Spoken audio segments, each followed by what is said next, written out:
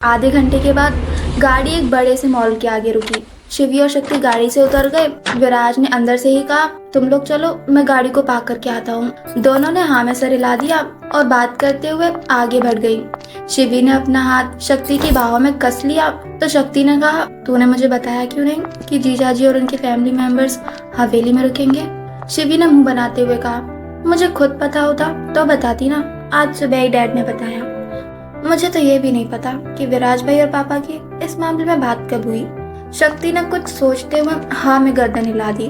शिवी ने शक्ति का हाथ एकदम से पकड़ा तो शक्ति चलते चलते रुक गई। शक्ति ने उसकी तरफ कंफ्यूजन में देखा तो शिवी ने कहा, वैसे कितना अच्छा है ना, अब मैं बिना हिटलर मौसी की टेंशन के हवेली आ जा सकती हूँ, वरना तो वो हिटलर मौसी को पता नहीं मेरे इस क्यूट से चेहरे से क्या प्रॉब्लम है। ये बात उसने अपने दोनों हाथ अपनी चिन से लगाते हुए बोला।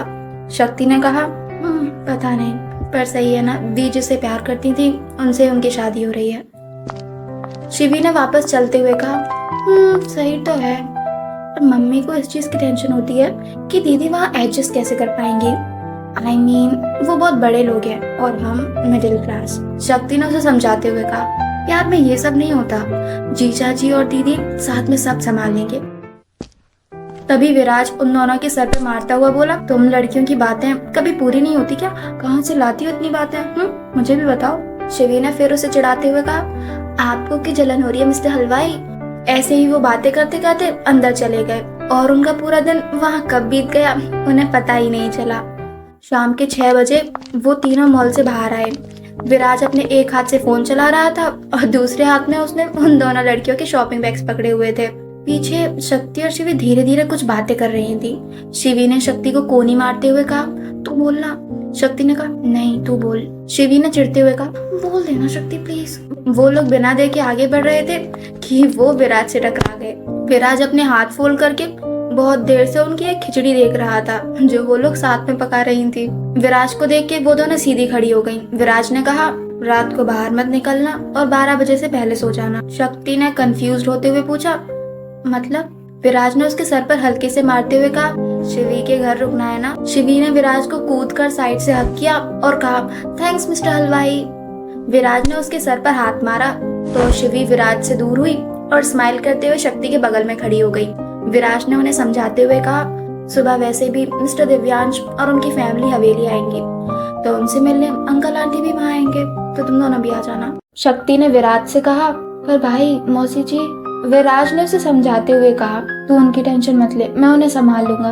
अब चलो, मुझे कहीं जाना है, मैं तुम दोनों को घर छोड़ देता हूँ। वो सब गाड़ी में बैठ के वहाँ से निकल गए। कुछ देर बाद विराज ने शिवी के घर के आगे गाड़ी रोकी और उन्हें बाहर छोड़ के वो वहाँ से निकल गया। वो दोनों घर के अंदर बढ़ने लगी ही थी कि तभी शिवी का फोन वाइब्रेट किया और शिवी उसमें कुछ पढ़ के ब्लश करने लगी। तो शक्ति ने उसे छेड़ते हुए कहा, कहें तो तेरी और राज की शादी भी दीदी के मंडप में ही करवा देते हैं। शिवी ने बड़े शर्माते हुए कहा, नहीं, अभी तो हम दोनों को कॉलेज कंप्लीट करना है। शक्ति ने यूं से शर्माते हुए देखा तो उसने उसका फोन छीना और घर के अंदर भाग गई। शिवी उसके पीछे भागते हुए बोली, शक्ति प्लीज मेरा फोन दे यार। शक्ति भागते भागते पीछे मुड़ के बोली, हाँ तो आके ले ले।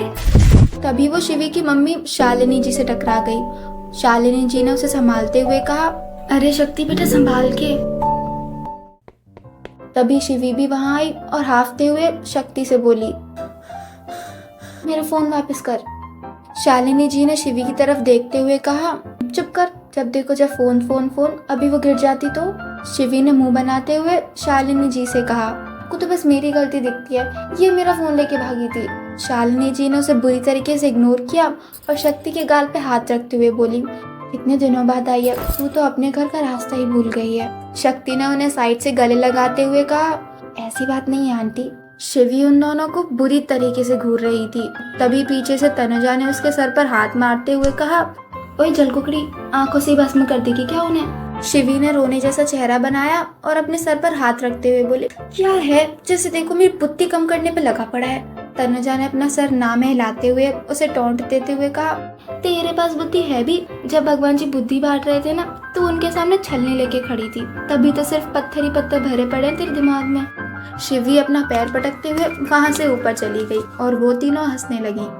तनुजा ने शक्ति की तरफ देखा और मुस्कुराते हुए बोली, तो मैडम बड़े दिनों बाद दर्शन हुए आपके। शालिनी जी रात का खाना बनाने के लिए किचन में चली गईं और वो दोनों सोफे पर बैठ के बातें करने लगी। कुछ देर बाद उन्होंने शक्ति को आवाज दी तो शक्ति उनके पास किचन में चली गई। किचन में शालिनी जी ने शक्ति को भाजी खिलाते हुए कहा, खा के बता कैसी बनी है। शक्ति ने मुस्कुराते हुए कहा, हमेशा की तरह बहुत अच्छी।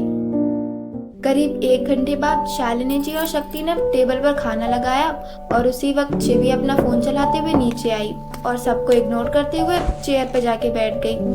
शालिनी जी ने उसके सर पर थप्पड़ मारते हुए कहा, कभी तो पीछा छोड़ दिया कर इस फोन का। शिवी ने अपने सर पर हाथ फेरते हुए अपना फोन साइड में रख दिया और वो खुद से खुसफुसाते हुए बोली, किसी दिन ना मेरी बुद्धि कम हो जाएगी और ना कोई मुझसे शादी भी नहीं करेगा, तब पता चलेगा इन लोगों को। शालिनी जी ने शक्ति को प्यार से कहा, बेटा जा तनुजा को बुला ला। शक्ति ने कहा, जी आंटी। ऊपर तनुजा के कमरे में वो दिव्यांश से वीडियो कॉल पे बात करते हुए जूस पी रही थी कि तभी उसका जूस उसके कपड़ों पे गिर गया तो वो उसे एक्सक्यूज करते हुए बाथरूम में चली गई।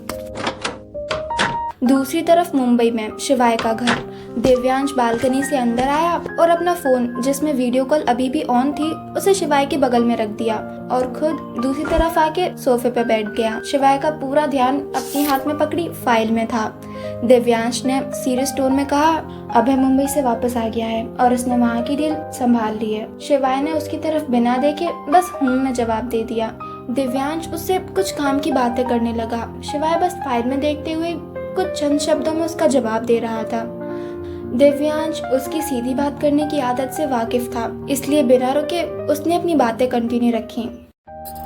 दूसरी तरफ बनारस में शक्ति तनुजा के कमरे में आई तो उसे बाथरूम से पानी गिरने की आवाज आई तो वो साइड से ड्रेसिंग टेबल के पास खड़ी होके उसका इंतजार करने लगी। वो एक गाने की धुन गुनगुनाते हुए आईने में देखकर अपने बाल ठीक करने लगी। मुंबई में शिवाय अभी भी अपनी फाइल पे फोकस करते हुए कुछ ध्यान से पढ़ रहा था कि तभी उसके कानों में किसी की चूड़ी की खनकती आवाज और हल्की सी गुनगुनाहट सुनाई दी। उसकी आंखें कुछ पल के लिए बंद हो गई।